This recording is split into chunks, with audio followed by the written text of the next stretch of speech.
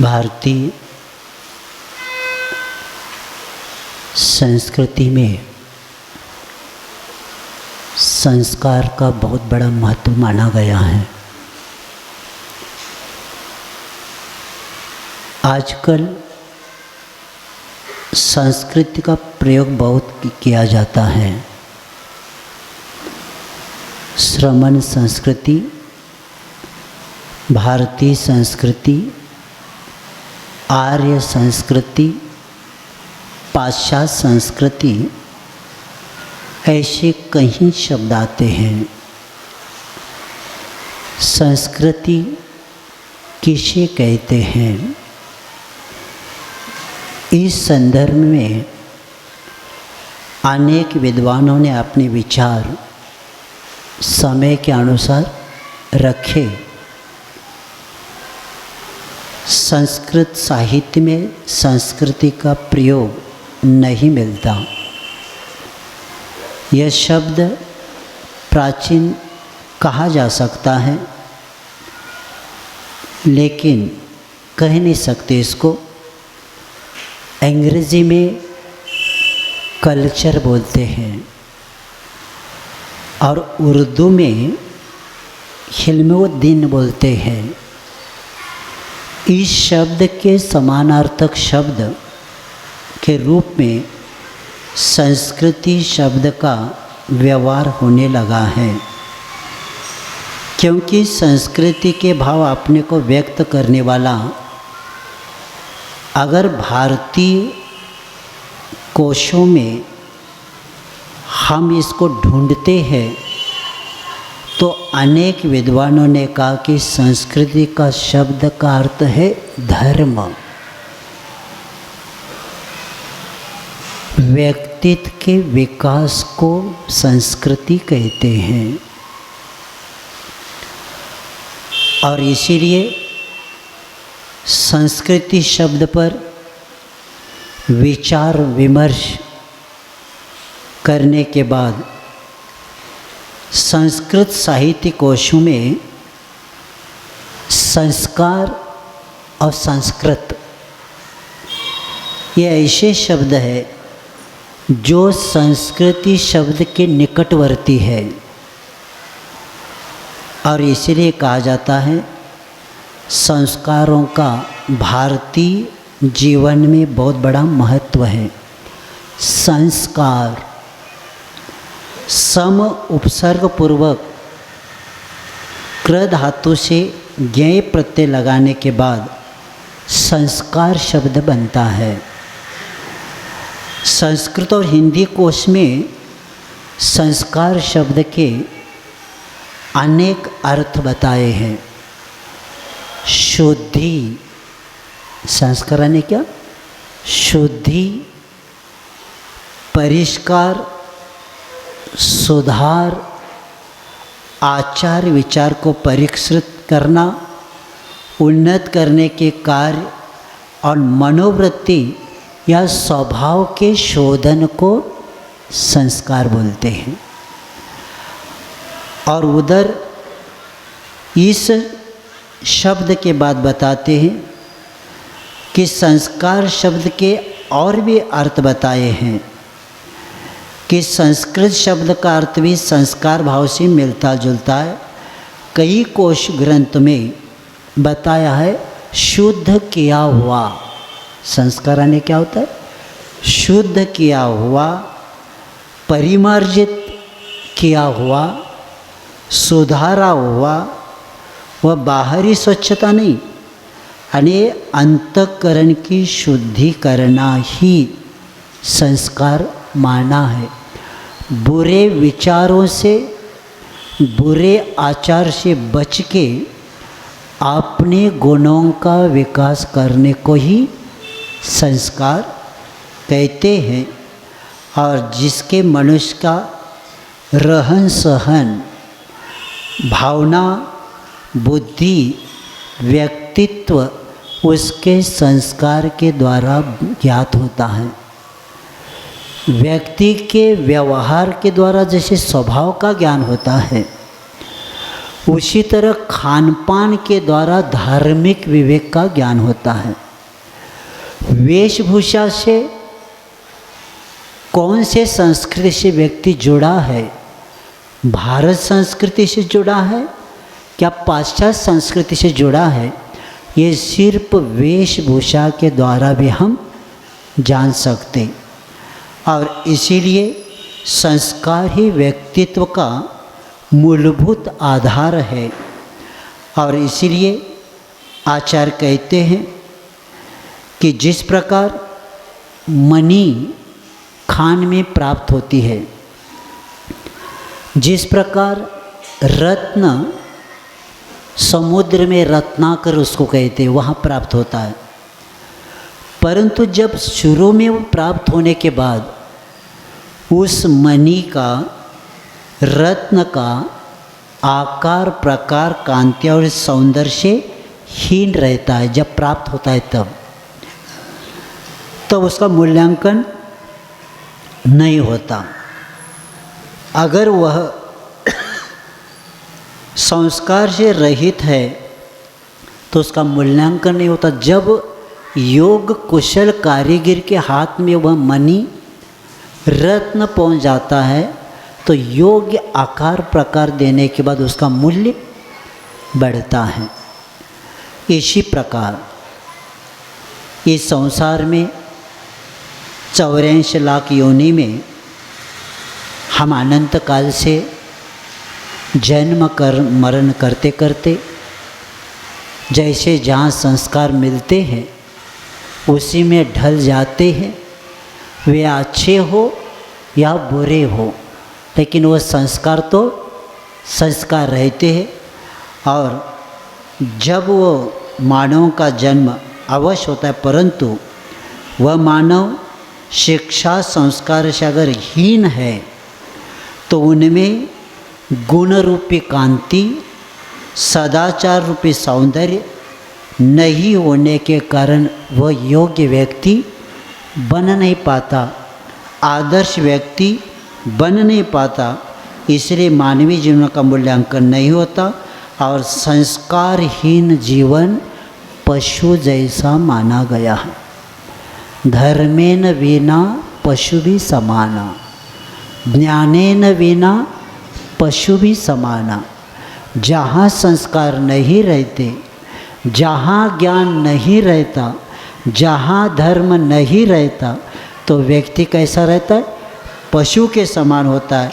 इसीलिए आचार्य जिनसेन महाराज जी ने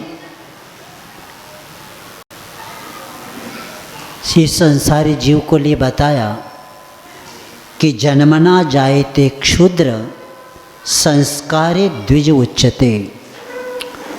सावधान हो जाना। आचार्य कहते हैं जन्म लेते समय व्यक्ति क्या होता है, क्षुद्र रहता है। इसलिए आप लोग शोर पालते हैं। इसलिए पालते, कौन से गति से आया है क्या पता। अब घर का सुपुत्र होते हुए भी हम छीते नहीं, कपड़े चेंज करते रहते, क्योंकि अभी वह क्षुद्र है। जब उसको संस्कारे द्विज उच्चते, पहला जन्म गर्भ से हो गया, वह जन्म क्षुद्र है, और दूसरा जन्म जब संस्कार करते हैं तब उसका दूसरा जन्म है। पहला जन्म पशुओं का भी होता है और मनुष्य का भी होता है, लेकिन आचार्य कहते हैं कि मनुष्य गति में पहला जन्म को महत्व नहीं दिया, दूसरे जन्म को महत्व दिया, जिसको बोलते संस्कार। संस्कार किया तब जाकर वह व्यक्ति का क्या हो जाएगा, जीवन अच्छा बनेगा। जिस तरह मैंने मणि और रत्न के बारे में बताया, कुशल कारीगर हो तो ही उसका जैसे रत्न का महत्व बढ़ाता है, उसी तरह माँ और पिता, जिम्मेदारी किसकी? आचार्य महाराज जी ने मूक माटी में माँ का अपने कर्तव्य के बारे में आचार्य विद्यासागर जी मूक माटी में बताते हैं कि सुत को प्रसूत कर विश्व के सन्मुख प्रस्तुत करने मात्र से माँ का सतीत्व वह विस्तृत सार्थक नहीं होता। सिर्फ जन्म देने से सार्थक नहीं होता, प्रत्युत सुत संतान की सुषुप्त शक्ति को सचेत और 100% सशक्त साकार करना होता है सत संस्कारों से। और संतों से यही श्रुति हमने सुनी है कि संतान की अवनति में निग्रह का अर्थ हाथ उठता है माँ का, और संतान की उन्नति में अनुग्रह का मात उठता है माँ का। निग्रह और अनुग्रह कौन करते हैं? माँ करती। सिर्फ जन्म देने से कार्य नहीं होगा, उसको क्या करना पड़ेगा? संस्कार देना पड़ेगा। इसीलिए नीतिकार कहते हैं कि माता शत्रु पिता वैरी एन बालो न पाटित, न शोभते सभामध्ये हंसमध्ये बको यथा। नीतिकार कहते हैं माता शत्रु है, पिता वैरी है। जो अपने बच्चों को अच्छे ज्ञान के द्वारा संस्कार नहीं देते तो उनके बच्चे कैसे हैं? तो बताते न शोभते सभा मध्ये, कौन? हंस मध्ये बको यथा। हंस पक्षी बैठे हैं और उसमें बगुला बैठेगा ना तो शोभा को प्राप्त। ये भी सफ़ेद है, वो भी सफ़ेद है, लेकिन दोनों के संस्कार में अंतर है।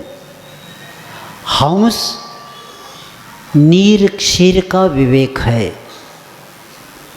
पानी और दूध मिला के देंगे तो क्या करता है हंस? सिर्फ दूध लेता है, पानी नहीं लेता, और वो मोती को चूगता है। और हंस और बगुला क्या करता है?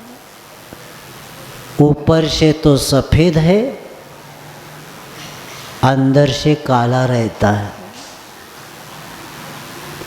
ऐसे तो कौवा भला बाहर भीतर एक है, उससे अच्छा कौवा अच्छा जो अंदर से भी और बाहर से भी काला है। लेकिन बगुला कैसा होता है? बाहर से बाहर सफ़ेद होता है। और रामायण में एक प्रसंग आया है, नदी का नाम भूल रहा हूँ, उस नदी की किरण से रामचंद्र जी और लक्ष्मण जी जा रहे, और उस वक्त लक्ष्मण कहते भैया वो देख लीजिए कैसा ध्यान कर रहा है। कौन? एक पैर ऊपर करके ध्यान कर रहा है। कैसे? क्या मुनि लोग ऐसे ही करते क्या? ऋषि लोग ध्यान? तो रामचंद्र कहते थोड़ा सा ठहरो, देखो क्या होता है। तो एक पैर पर खड़ा है वो, और ऐसे आंखें बंद करके बैठा है जैसे का शुद्धोपयोग, बहुत बड़े ध्यान में पहुंच गया।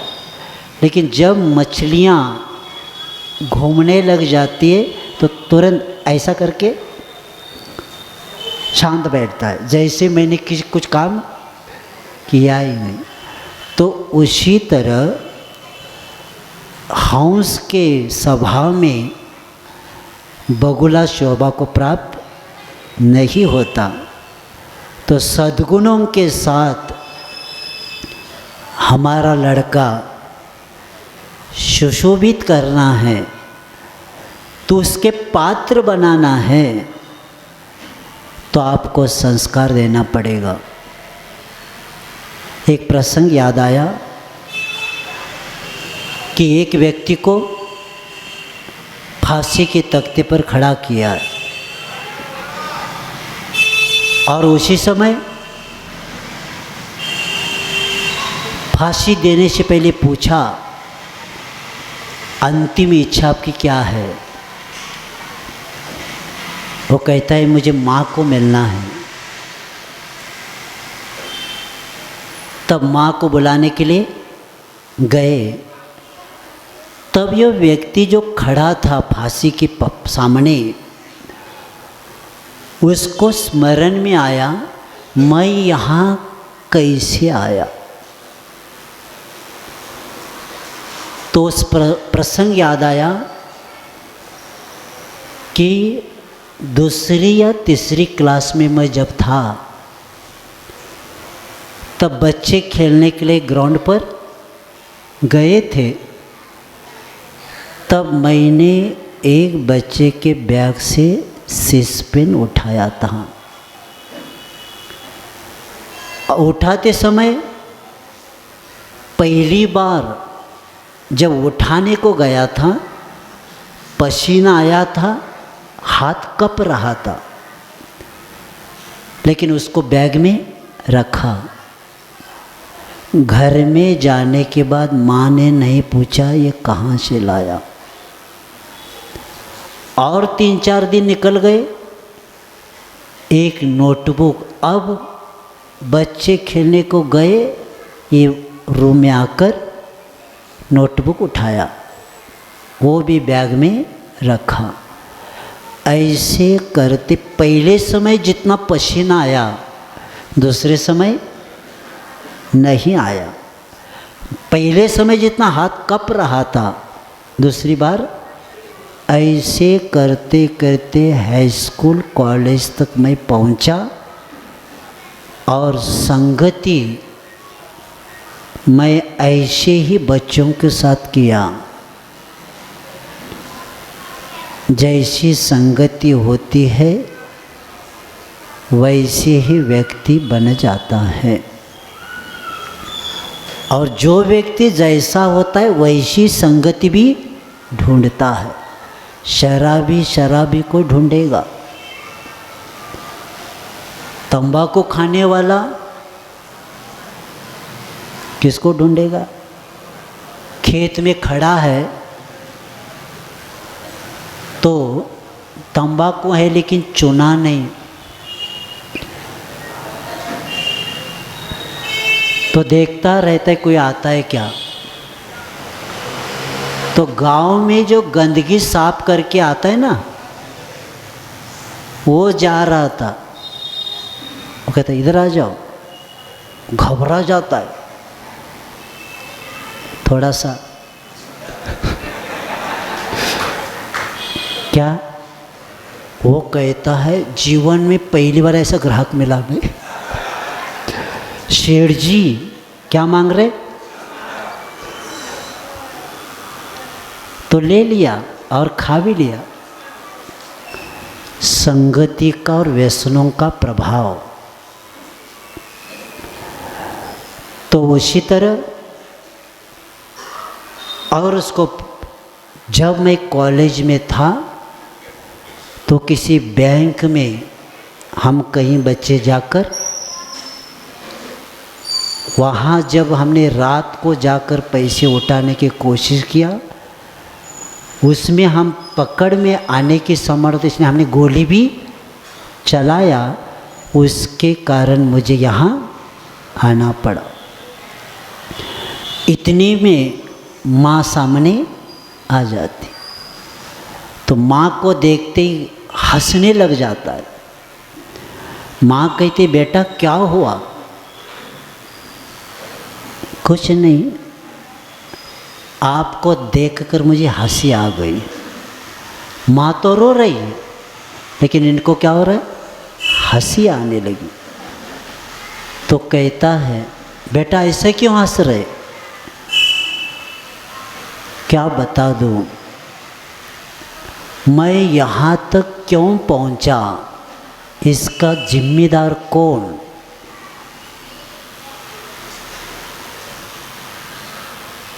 तो कहता है, माँ जब मैंने पहली बार चोरी किया था उसी दिन आप मुझे पूछ के मार देते थे तो यहाँ तक मैं नहीं आता।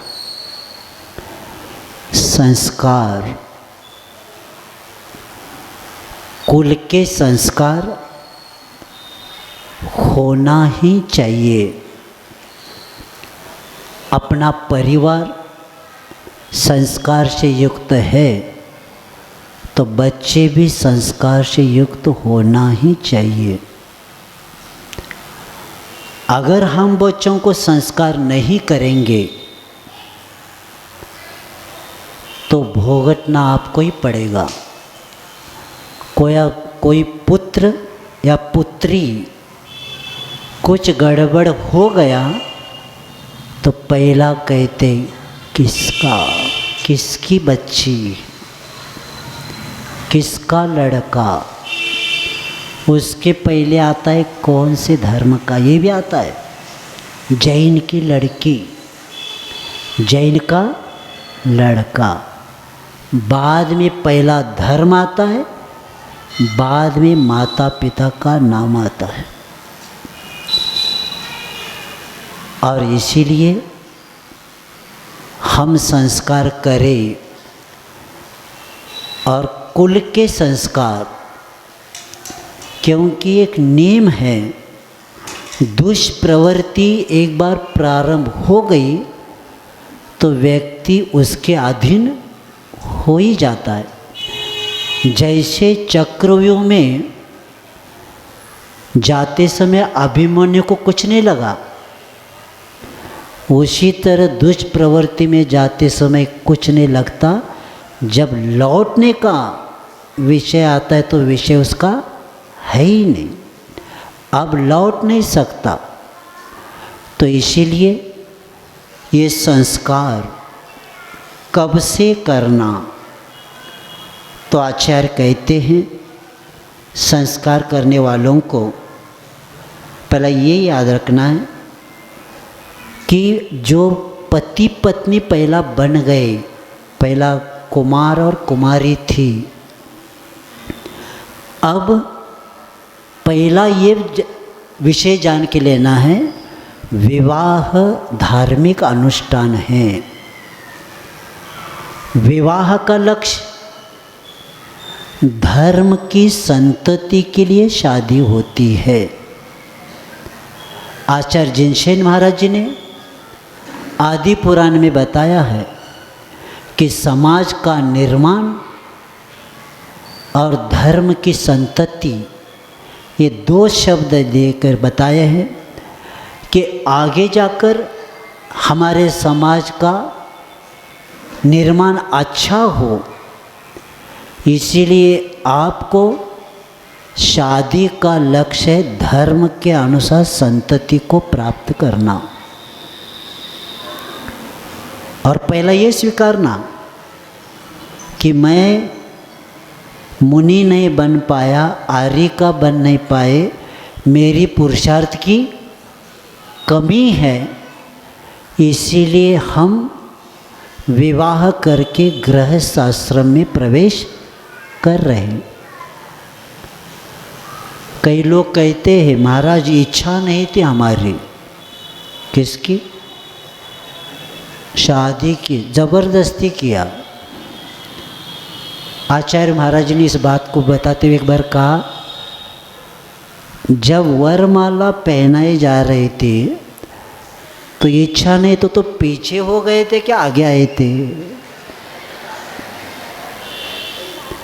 सामने वाला ऐसे करते ही, हाँ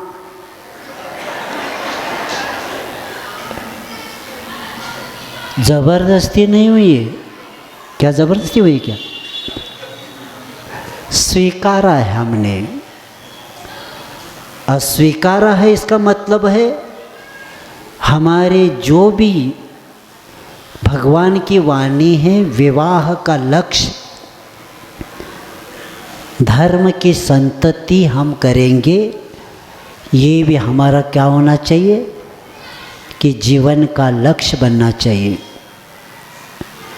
ब्रह्मचर्य के दिन आपके यहाँ भी आने वाला है।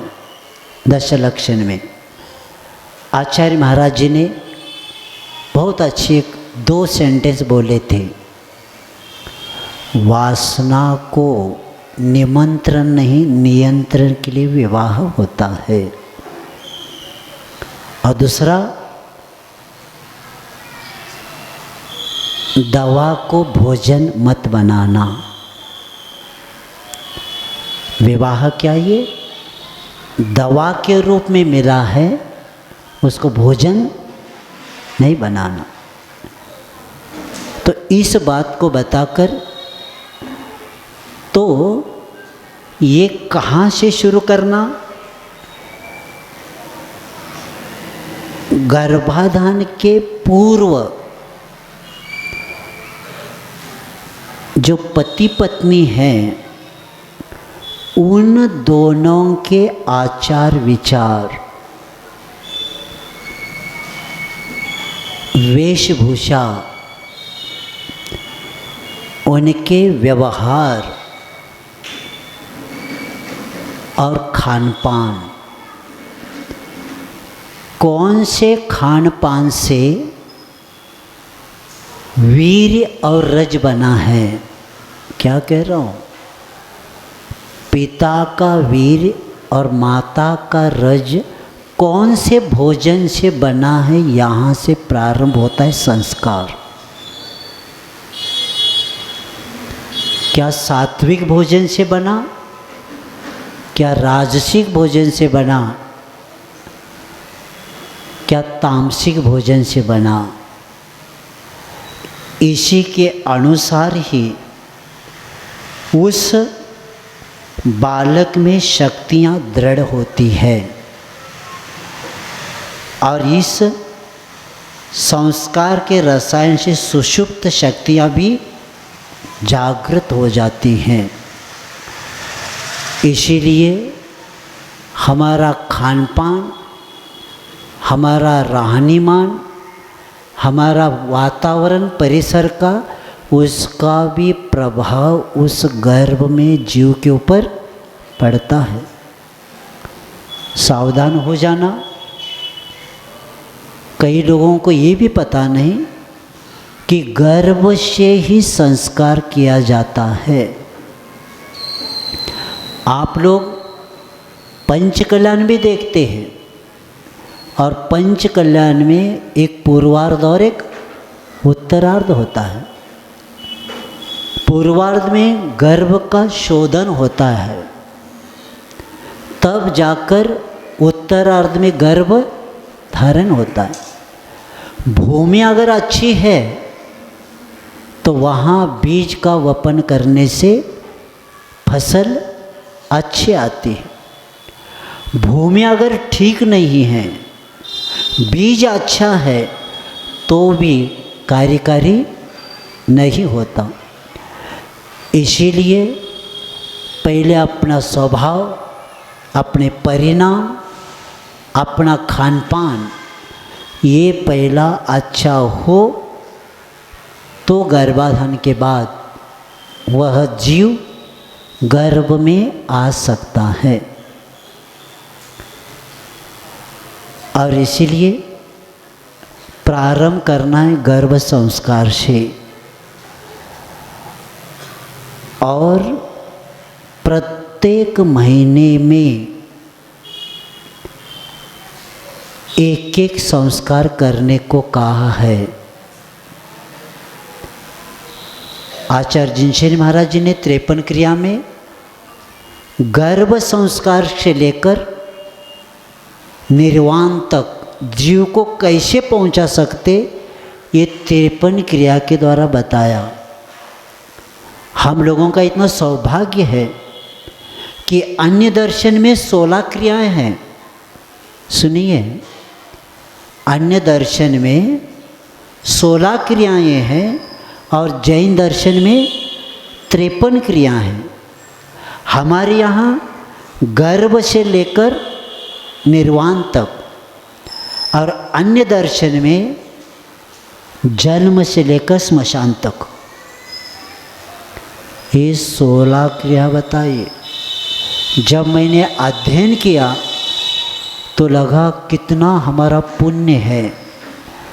उनके यहाँ जन्म से लेकर स्मशान तक 16 क्रिया में निपट दिया उसको, लेकिन हमारे यहाँ वे गर्भ से लेकर वहाँ तक बताया। और इसीलिए हम गर्भ संस्कार करते समय प्रत्येक महीने को अभी भी महान व्यक्ति को जन्म दे सकते हैं। ये कब होगा? जब 53 क्रियाओं में गर्भ संस्कार की जो क्रियाएं हैं वह हम करेंगे तो कार्य होगा। ऐसे ऐसे विषय पढ़ने को मिलता है। गर्भ में बच्चा है, मार्केट में से जा रही थी और इतने में बारिश आ गई। बारिश आते कहाँ रुकना, तो एक मांस के दुकान के सामने थोड़ी सी जगह थी, वहाँ रुक गई और वो काट रहा था, पकड़ रहा था, और वो उन्होंने सुना, देखा और बारिश होने के बाद चली गई। तो वहाँ एक प्रसंग लिखा है कि घर में 2 बच्चे हैं, बड़ा कैसे व्यवहार करता है और छोटा कैसे व्यवहार करता है। छोटा गाली देता है, काटो कहता है, मैं मारूंगा कहता है, और बड़ा विनय से, क्योंकि गर्भ में उसको संस्कार अच्छे दिए थे।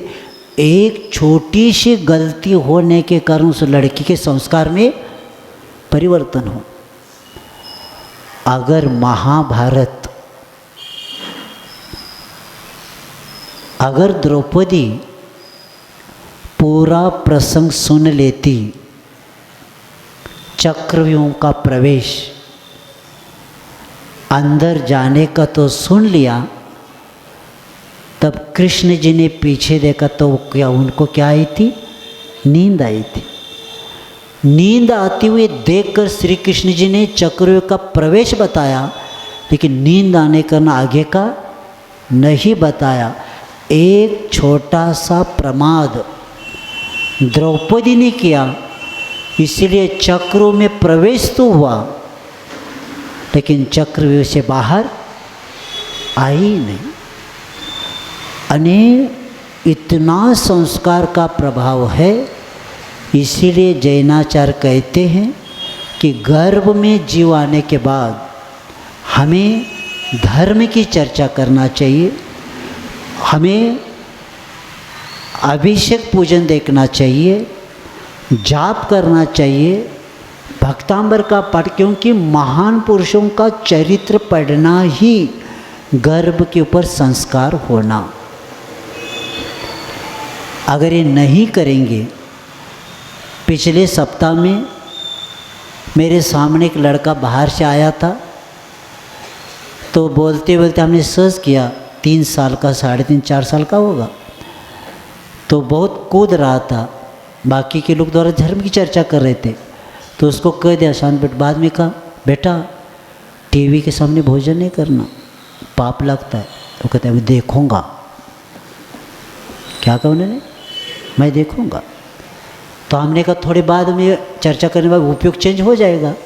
तो और हमने पूछा, वो देखो उसमें खून आदि गिरता है ना, वो देख के खाएंगे तो अपना क्या होता है, विचार बिगड़ जाते हैं, भोजन में अशुद्ध होता है। तो भी कहा मैं खाऊंगा। तो उनके दादी ने कहा महाराज बताना नहीं, उसकी माँ ने मोबाइल ही देखा है, गर्भ में था तब। माँ ने क्या किया? मोबाइल और टीवी, क्योंकि बेस्ट रेस्ट। हाँ, हिलना नहीं, बस मोबाइल के लिए हिलना। क्या हो गया? गर्भ में उस लड़के ने किससे लगाव किया? मोबाइल से किया। इसीलिए उनकी दादी ने कहा बताना नहीं महाराज, वो मानेगा नहीं, क्योंकि उसकी माँ मोबाइल ही देखते आई तब इसका जन्म हुआ है। हमने कहा ठीक है, अब क्या कर सकते। इसीलिए कहा गया है राग द्वेष से बचने को कहा है। और भोजन करते समय चटपटी पदार्थ भी नहीं खाना, लेकिन आदत है अपने को चटपटी बिना चलता ही नहीं। गर्भ में एक जीव है, वो भी भोजन कर रहा है। इसलिए हमने देखा है जो माँ बच्चों को जन्म देने वाली है, उसको हमारे जो पूर्वज थे घर में, वह दादी ऐसी भोजन देती थी और ऐसा शुद्ध भोजन देते थी, क्योंकि कहते बेटा इसी को खाना, दूसरे खाना नहीं। क्योंकि अगर वो चटपटी पदार्थ खाएंगे तो उसको तकलीफ हो जाएगी। किसको? उस बालक को तकलीफ हो जाएगी। अभी को कौन जानता है? नगर पालिका डिब्बा जैसा खाते जाओ, फेंकते जाओ, कौन देखता क्या खा रहे क्या नहीं खा रहे। उस जीव का क्या होगा? बच्चों का विकास क्यों नहीं हो रहा है? सब कमज़ोर आ जाते। क्यों? क्योंकि खान पान बिगड़ गया है हमारा। इसीलिए ये यहाँ बताते हुए, और शास्त्रों में आया है गर्भ में जीव आने के बाद इधर उधर की चर्चा नहीं होना चाहिए। एक प्रसंग आता है कि राजा कहता है बहुत साल हो गए संतान की प्राप्ति नहीं हो रही, तो कहती है संकेत है संतान होने वाली। तब वो कहती है आज से आप इधर उधर की चर्चा नहीं करना, हम जब भी बैठेंगे दोनों क्या करेंगे? धर्म की चर्चा ही करेंगे। इसलिए करेंगे अभी से मुझे संस्कार करना है उस जीव के ऊपर। तो चर्चा करते समय एक विषय आ जाता है, तो कहता है मैं कुछ प्रश्न करूं क्या, क्योंकि धर्म की चर्चा करना है। तो कहती है मैं कुछ करूं क्या? तो ये कहता है हाँ करो पहला। वो कहता है नहीं आप पहला करिए। तो बाद में वह रानी अपने पति को कहती है कि संसार में सबसे बड़ा विष,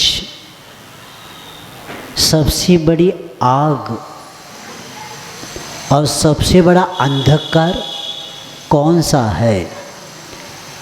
प्रश्न 3 है, उत्तर 1 में चाहिए। संसार में विष कौन सा है? संसार में आग कौन सी है जो बिना जलाए जलाती रहती है? और सबसे अंधकार कौन सा है? तो कहता है मिथ्यात्व।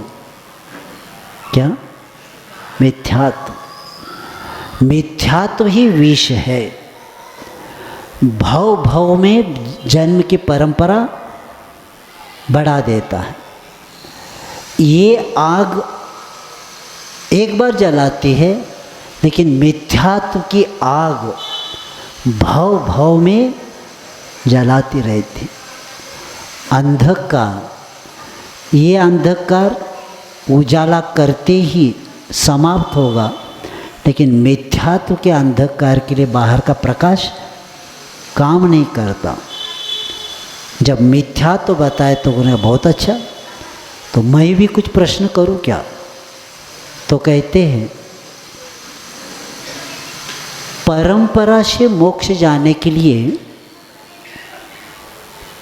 5 शब्द दकार, द के 5 शब्द हमें बताना जिसके द्वारा व्यक्ति परंपरा से मोक्ष को जाता है। पहला क्या आना चाहिए? द आना चाहिए।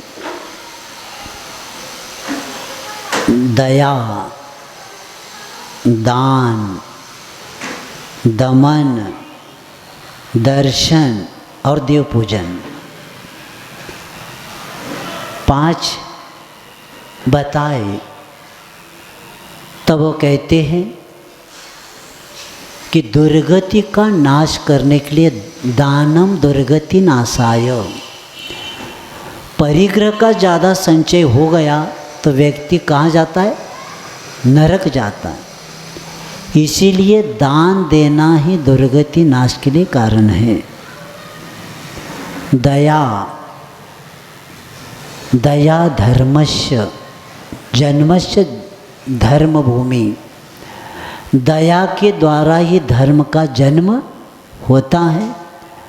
दया ही धर्म रूपी वृक्ष की जड़ें है। तो दया जिसके पास है उसके पास धर्म रहता है। दमन, इंद्रियों को दमन करना, अभक्ष से बचना और इंद्रियों को निग्रह करना, तब जाकर आत्म विकास के लिए काम में आता है। दर्शन, सम्यक दर्शन, दर्शन से क्या होता है कि अनंत काल का यह संसार सम्यक दर्शन के बाद अर्ध पुद्गल परावर्तन काल ही रह जाता है। समुद्र इतना पहला संसार था, तो आचार्य महाराज जी जब रत्नगिर श्रावकाचार्य पढ़ा रहे थे तब अब अर्ध पुद्गल पर हम क्या जानते हैं? तो आचार्य सिंह को पूछा, आचार्य सिंह अनंत संसार समुद्र इतना, तो अब कितना समझना? तो आचार्य ने कहा चुल्लू भर। अर्ध पुद्गल ने कितना? चुल्लू भर रह जाता है। तो इस तरह और देव पूजन, भगवान के पूजन करने से क्या होता है कि परंपरा से हम मोक्ष को प्राप्त। तो इस तरह तो तुरंत वो रानी कहती ऐसे सुपुत्र मुझे हो जाए, ऐसी भावना करती है। और एक प्रसंग मैंने कुंडलपुर में बताया था, वो भी आदि पुराण का एक प्रश्न उत्तर का है, बहुत अच्छा है। 4 प्रश्न हैं। मरुदेवी को वो देवियाँ पूछती हैं कि हम 4 प्रश्न रखेंगे और 4 प्रश्न का उत्तर आपको पहला शब्द क आना चाहिए, ये बाद का शब्द क आना चाहिए। तो पहला प्रश्न था पिंजड़े में कौन रहता है? कठोर शब्द कौन बोलता है?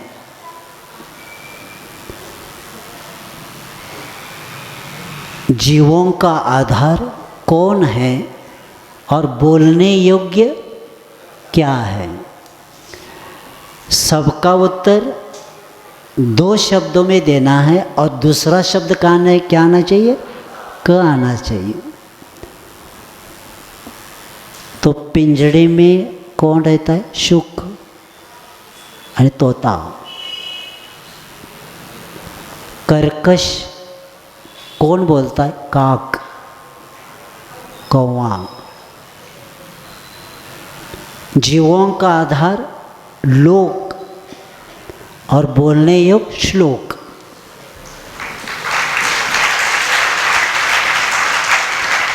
जब ऐसी चर्चा होती तो गर्भ के जीव को क्या होता है? संस्कार मिलते हैं। तो इसीलिए संस्कार का महत्व इतना बड़ा है। तो ये चर्चा हो गई, समय के अनुसार संतान की प्राप्ति हो गई। संतान प्राप्ति होते ही अब लोरी बोली जा रही है, घुट्टी पिलाया जा रहा है। दूध बाहर का नहीं, अपने पास का दिया जा रहा है। विज्ञान कहता है माँ के दूध के द्वारा ही बच्चों का स्वास्थ्य ठीक रहता है। लेकिन पाश्चात्य संस्कृति का प्रभाव अपनी सुंदरता को बचाने के लिए बच्चों को डेयरी का दूध, जिसमें यूरिया डाला है, जो क्या नहीं उसमें डाला। अभी आचार्य महाराज जी ने कुंडलपुर में बताया, हमारे बच्चों को भी दूध नहीं मिल रहा है शुद्ध, अभी से यूरिया डाला हुआ दूध पिलाएंगे तो क्या होगा। तो वह दूध कितना कितना प्रमाण होते मेरे पास है, लेकिन मेरे पास विषय ज़्यादा है, मैं आगे बढ़ रहा हूँ। जो अपने माँ, जो बच्चे को दूध नहीं पिलाती, उसके पास कहाँ मातृत्व है। बच्चे से ज़्यादा अपनी सुंदरता उनकी महत्वपूर्ण है। और इसीलिए उस जीव का ये भी याद रखना, उस जीव के पुण्य के कारण तो दूध आया अपने पास। आचार्य महाराज कह रहे थे जन्म लेते समय वो दूध लेके आता है अपने पुण्य से, लेकिन कौन करता है।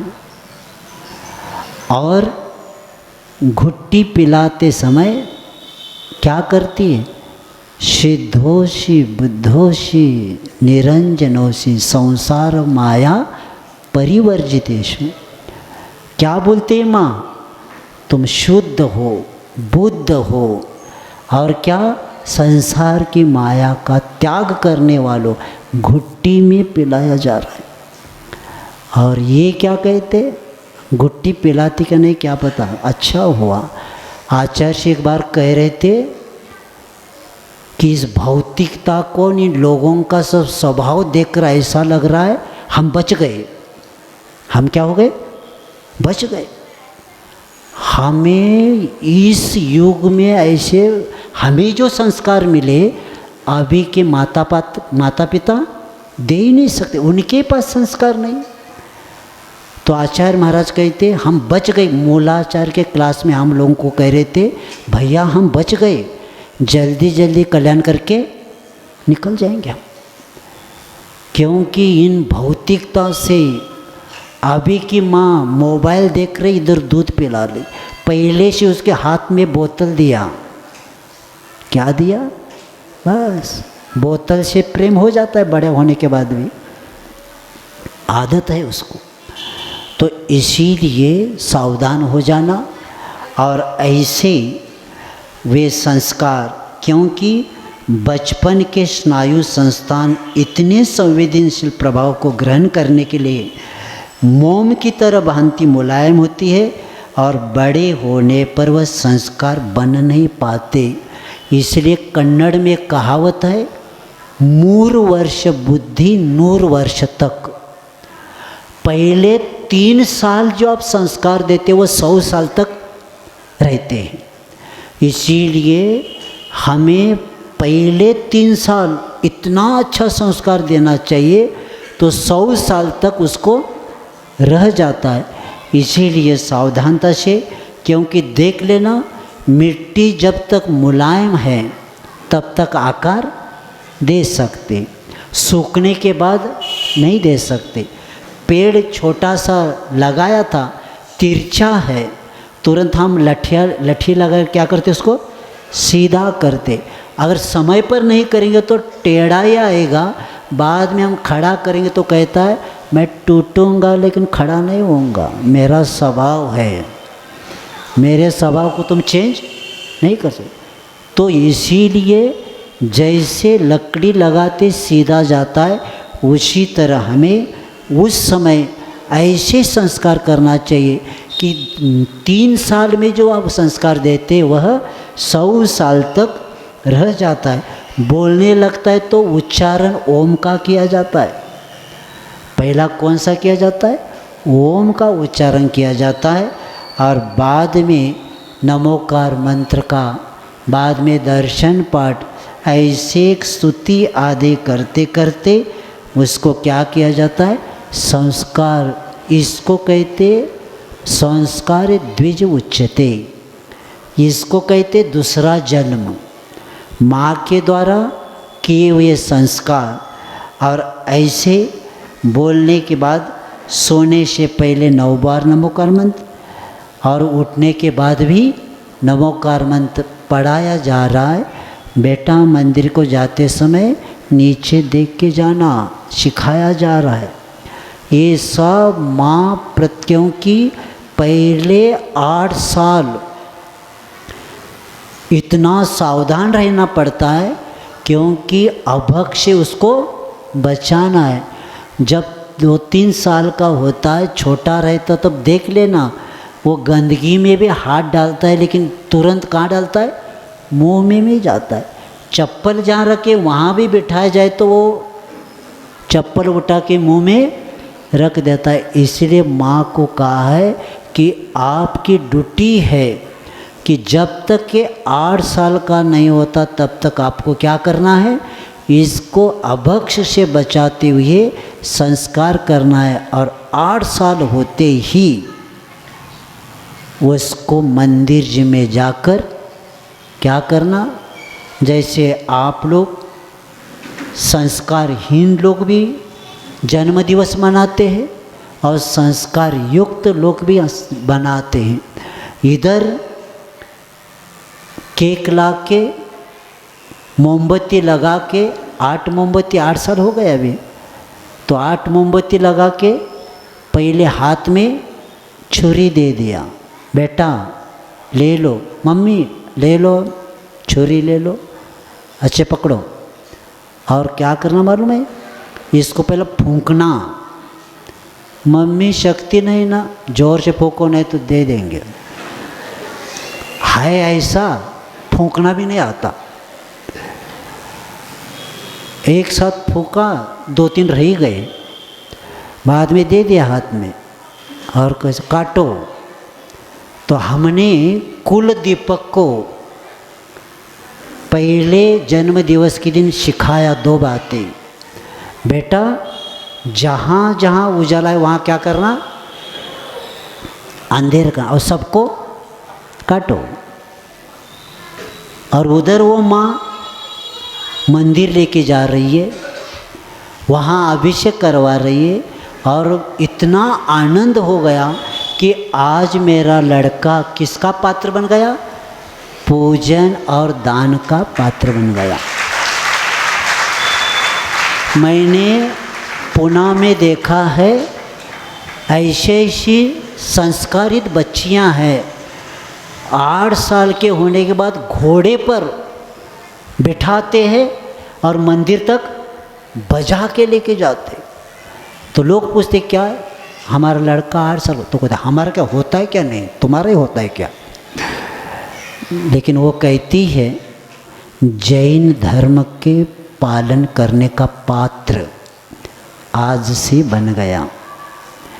इसीलिए घोड़े पर बिठा के मंदिर को जाके शुद्ध कपड़े पहन के पहली धारा पूजन करता, इसको कहते माँ। और ऐसे नाम संस्कार का भी प्रभाव बहुत पड़ता है। इसीलिए अब मैं वर्तमान में देखता हूँ कि नाम एक नहीं रखते, 2-3, 3-3 लेते हैं। एक की किसी को पता नहीं पड़ता इसका सही नाम क्या है।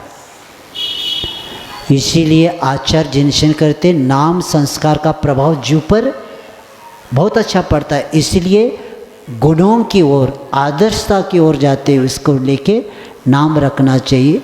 और ऐसे रखकर वह युवा संस्कारित होते होते बड़े होते हुए माँ के संस्कार के अंदर वैराग्य हो जाता है। और ऐसे 3, 4, 5, 6 बच्चे तक संस्कार हो जाते। अब राजा कहते हैं मुझे कल्याण करके लेना है। सब बच्चे तो जाने लगे तब कहता है तो संतान होते ही दाई के पास, दासी के पास दिया जाता है। और जब अन्य राज्य का सामने से युद्ध के लिए तैयार हो जाते तब वे जो युवा बनाता 7 नंबर का लड़का, तो पिता जो कहता है मैं जाऊंगा क्योंकि मेरे पास समय नहीं, तो तब वो कहते हैं, तो कहे राजा कहते हैं नहीं पहला माँ को मिलो। तो माँ के पास जाता है, चरण स्पर्श करता है, तब माँ कहती बेटा ये कुछ लिखा हुआ एक पेटी में रख के गले में ताई जैसा डाल देते, बेटा जब संकट आएगा तो इसको खोल के देख लेना। और उस वक्त युद्ध के लिए गया हुआ वह राजपुत्र राजकुमार, युद्ध चल रहा था लेकिन अब लगा कि सामने वाले सैन्य ज़्यादा है, हम टिक नहीं पाएंगे। तो माँ के शब्द आए तो उसको खोल के देखा तो उन्हें इसमें लिखा था जिसके लिए लड़ रहे वह शाश्वत है ही नहीं, संसार में अपना कोई नहीं। और ये 2-3 शब्द जब पढ़ा, सन्निहितम सदा मृत्यु, ये 3-4 शब्द थे। अनित्यानि शरीरानि विभव नहीं वह शाश्वत, सन्निहितम सदा मृत्यु, कर्तव्य धर्म संग्रह। जब पढ़ा तो तुरंत जाकर मुनि बन गए। तो बाद में ये मदालसा का उदाहरण शास्त्रों में बताए, ऐसी भी माँ हुई है जो अपने बच्चों को आगे बढ़ाया है। इसीलिए अपने को याद रखना है कि समय तो चक्र चलता रहता है, लेकिन अपने को ये याद रखना है अपने बच्चों को समय से हमें संस्कारित करना है, क्योंकि आप माता पिता चाहते हैं बच्चे को हम बहुत सुखी बनाना चाहते। याद रखना आप बे बच्चे कब सुखी बनेंगे, जब संस्कारी धन उनके पास देंगे तब। आचार्यों ने बताया, नीतिकारों ने, पूत सपुत हो तो का धन संचय, पूत कपुत हो का धन संचय। 2 प्रश्न किए, लड़का संस्कारित हो तो पैसे क्यों कमाते, और लड़का संस्कारित नहीं तो पैसे क्यों कमाते। आचार्य कहते संस्कार ही धन देंगे तो खुद कमाएगा, और संस्कार नहीं है तो आप अगर उनको बड़ा बनाना चाहते तो काम नहीं होगा। इसलिए संतान को धनवान नहीं धर्मवान बनाना चाहिए, क्योंकि धर्मवान बनाना ही बड़ा धन है, क्योंकि धर्म करने से पुण्य की वृद्धि हो जाएगी। और उसी के कारण इस कुल की जो परंपरा है वंश को पवित्र करता है, रक्षा करता है, इसलिए कुल दीपक कहते। लेकिन माता पिता जैसे अभी महाराज जी ने बताया, माता पिता की सेवा कई लोग अपने घर के सामने मातृ पितृ छाया, लेकिन कभी माता पिता उस छाया में आए नहीं। जब छोटा था तो माँ खुद उस गंदगी को हटा के गीले के जगह सो गई और इनको अच्छे जगह सुलाया, क्योंकि उसको तकलीफ न हो जाए। तो उसी तरह माता पिता का उपकार बहुत बड़ा होता है, लेकिन भौतिकता के चकाचौंध के कारण, भ्रमित होने के कारण हम देखते हैं कि माता पिता के प्रति आदर नहीं रहता, अनादर होता है। उसका एक ही कारण है कॉन्वेंट की पढ़ाई। इंग्लिश पढ़ने वाला व्यक्ति, साइंस करंट में बताया है, राष्ट्रीय मस्तिष्क अनुसंधान ने एमआर की परीक्षण के रिपोर्ट के बाद बताया, इंग्लिश बोलते समय दिमाग का सिर्फ बायां हिस्सा सक्रिय होता है, लेकिन जब हिंदी, संस्कृत, मराठी, कन्नड़ आदि बोलते तो दाया और बाया भी दोनों काम करता है। जो गर्भ में सुनता है उसी लिए मातृभाषा बोलते हैं। आपने कभी पितृभाषा सुना है क्या? पितृभाषा में पढ़ाई करो, कैसे सुना? ये मातृभाषा क्यों? क्योंकि 9 महीने गर्भ में जिस भाषा को सुनता है उसी के साथ उसका लगाव रहता है तब जाकर उसका विकास हो जाता है। लेकिन आज ये कहाँ से भूत आया? कौन सा? इंग्लिश का। अब घर में किसी को इंग्लिश नहीं आता, लेकिन वो कट्टे पर बैठकर कहते हमारा लड़का जाता है वहाँ, कहाँ? इंग्लिश मीडियम में। हाँ, और वो आने के बाद दादी को कहता है दादी मुझे बनाना दे दो। दादी बनाना नहीं जानती और लड़का केला नहीं जानता। हो गया, समझ टूट गया। इसीलिए मैकेले ने कहा है कि भारत में परिवार और स्कूल का संबंध तोड़ देंगे। और इसी के कारण जब दादी को बनाना नहीं आता तो कहते तुम बुद्धू हो। क्या कहता है? ये बुद्धू है, ये नहीं बताता, केला आता नहीं उसको। तो ये होने के बाद अपने पिताजी को एक लेटर लिखा था। सुनिए, मैकेले ने अपने पिताजी को लिखा था, इन कॉन्वेंट स्कूलों से ऐसे बच्चे निकलेंगे जो देखने में तो भारतीय होंगे लेकिन दिमाग से अंग्रेज ही होंगे। इन्हें अपने देश के बारे में, अपने संस्कृति के बारे में, अपनी परंपरा के बारे में कुछ भी पता नहीं होगा। इनके अपने मुहावरे मालूम नहीं होंगे। इस देश से भले ही अंग्रेज चले जाए पर अंग्रेजियत नहीं जाएगी। और 1835 में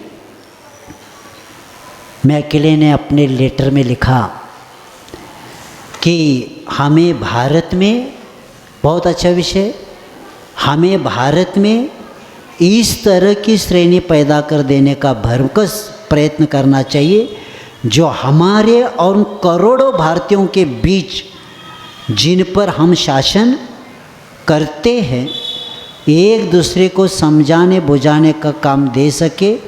ये लोग ऐसे होना चाहिए जो केवल खून और रंग की दृष्टि से हिंदुस्तानी हो लेकिन अपनी रुचि, भाषा, भाव और विचारों से अंग्रेज ही रहेंगे। देख लेना, कॉन्वेंट में जाने वाला हमारा बच्चा रुचि चेंज हो गई, दाल भात नहीं खाता, सूखे पदार्थ खाने लगा और भाषा बदल गई, भाव भी बदल गए, विचार भी बदल गए। इसी के कारण ये हानि होती जा रही है। इसीलिए अपने बच्चों को संस्कारित करेंगे और मातृभाषा में हम पढ़ाएंगे तो जल्दी काम होगा। क्योंकि इंग्लिश को रटने से के बाद वो आ जाता है, स्कूल में प्रश्न पूछने के बाद हिंदी में सोचता है, अंग्रेजी में उत्तर देता है। तो ये स्थिति सब हो गई। इसीलिए सावधान होना है। क्योंकि 4:30 बजे है, मुझे अभी मेरा प्रवचन आधा हो गया। अब आधा कब करना? इसका आगे का विषय रहेगा सुपुत्र कुलदीपक। कौन सा विषय रहेगा? अभी संस्कार को लेकर यहाँ तक मैंने लाया। अब सुपुत्र किसको कहते हैं और उनका कर्तव्य क्या होता है, सुपुत्री किसको कहते हैं, ये और 1 घंटे का प्रवचन अपने पास रहा गया है। इसीलिए क्योंकि पूर्ण विषय मैं बहुत कोशिश किया लेकिन होगा नहीं, क्योंकि संस्कार की बात है ये। और संस्कार मैं बताना चाहता हूँ कि ये संस्कार हमारे साथ भाव भाव में चलते हैं। अभी के संस्कार क्या होते? भाव में। क्योंकि वर्तमान में हम युवकों को देखते हैं कि अनादिकालीन श्रमण परंपरा और सभ्यता के प्रति उनको न तो दिलचस्पी है और न जानकारी है।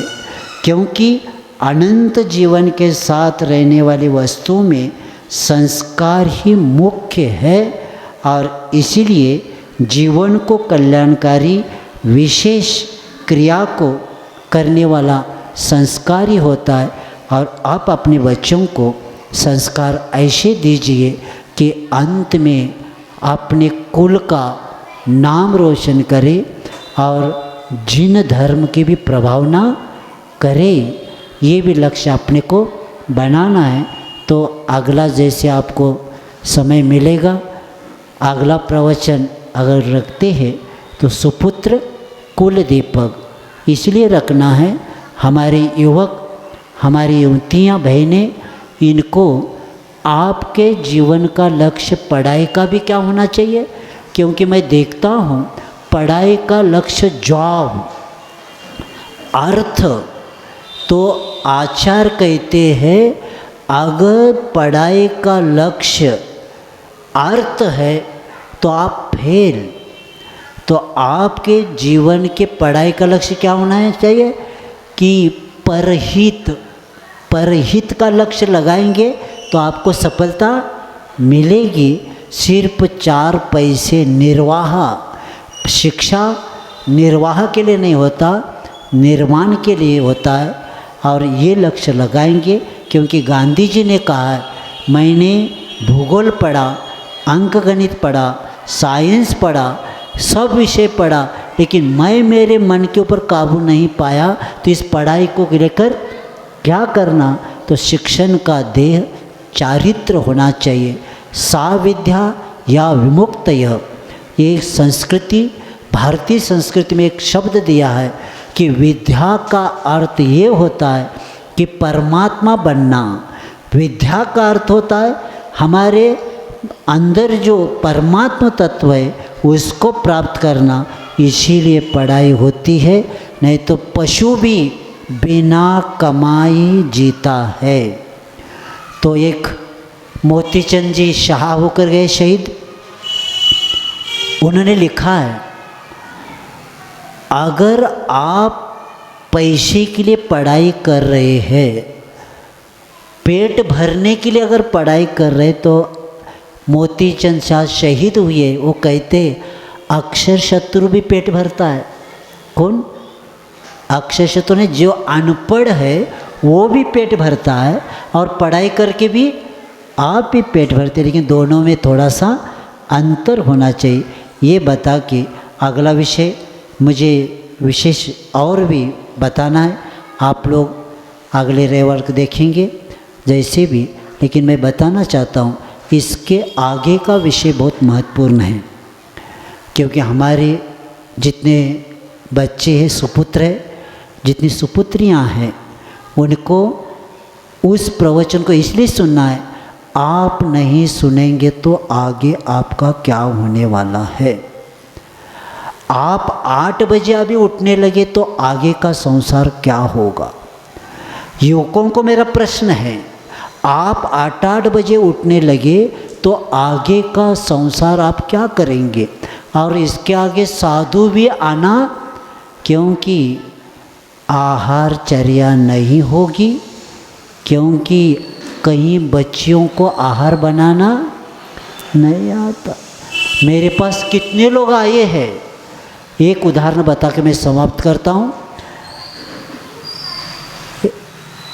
मेरा कहना है आपके बच्चे को 1 सप्ताह की सब्जी लाने के लिए भेजना है पैसे दे के, और ये कहना सप्ताह की भजी चाहिए, सब्जियां चाहिए। आप देखना है कौन कौन सी सब्जी लाती है, क्योंकि हम जानते हैं 2 दिन की कौन सी सब्जी है, तीसरे चौथे दिन कौन सी लगेगी, 5वें छठे दिन में कौन सी सब्जी चलती, उसके अनुसार खरीदी करना पड़ता है। और इनको भेजेंगे ना, पहला टमाटर लेगी, बाद में कद्दू ऊपर रखेगी, और 3-4 पदा और आएगी, मम्मी लाया कहाँ टमाटर सब। किसके बाद क्या लेना ये सिखाया नहीं जाता, या अंदर से पहले से होना चाहिए। और शादी होने के बाद माँ ने समझाया, बेटा मैं इसलिए तो बता रही थी, बहुत बड़ा परिवार है, शादी हो गई, आपको भोजन बना, हाँ पाक शास्त्र किताब लेकर गई और जाने के बाद कहा ये बनाना आता है, कौन सा एक वस्तु बताया, हाँ मम्मी जी आता है बनाओ।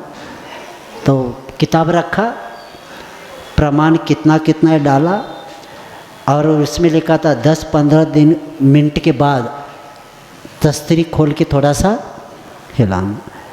तो डाल के बैठ गई। 10-15 मिनट होने के बाद देखा कुछ नहीं हुआ, क्योंकि उसमें नहीं लिखा था गैस शुरू करो।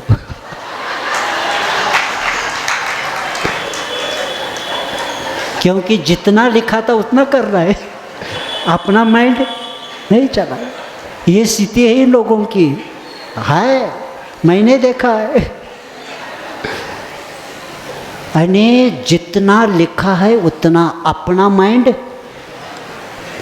इसीलिए हानि होने लगी। इसलिए सावधान हो जाएंगे और अपने बच्चों हम लोगों को जब सिखाया भोजन करने को, तो ये बच्चों को तो कब से होना चाहिए, क्योंकि 3 दिन जब घर में नहीं बनाते तब हम लोग बनाते थे, इसलिए तो सब आता है। लेकिन आपने क्या सिखाया बच्चों को, जिसको भोजन नहीं बनाना आता? अगर रोटी बनाई जाए तो पाकिस्तान बन जाए, क्या करेंगे?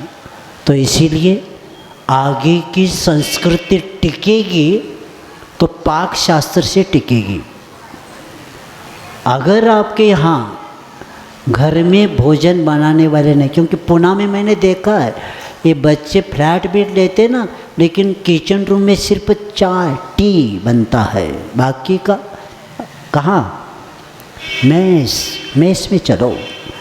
तो इसीलिए संस्कार महत्वपूर्ण है और हमें विश्वास है आपकी आगे की परंपरा आपको चलाना है।